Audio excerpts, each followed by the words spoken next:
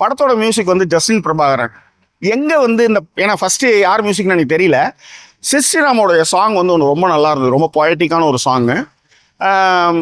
ஒரு சண்டை காட்சியில் வந்து கர்நாடிக் மியூசிக்கை வந்து மிக்ஸ் பண்ணி மோகன்லால் ஃபைட்டில் வந்து யார் மியூசிக் டைரக்டர், ஏன்னா நான் மியூசிக் டைரக்டர் யாருன்னு தெரியாமல் பார்த்தேன்.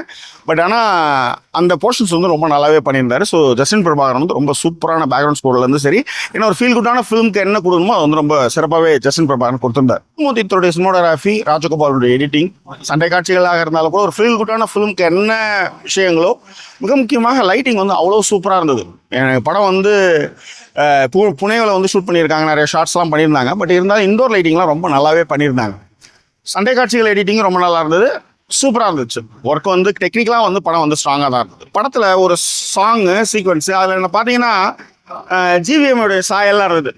குரூப் டான்ஸர்லாம் ஆடுவாங்க, அதுக்கப்புறம் வந்து பொய்டிக்கான ஷார்ட்ஸ்க்கு போகிற மாதிரியான விஷயங்கள் இதெல்லாமே நம்ம வந்து அதில் வந்து பார்த்தேன்.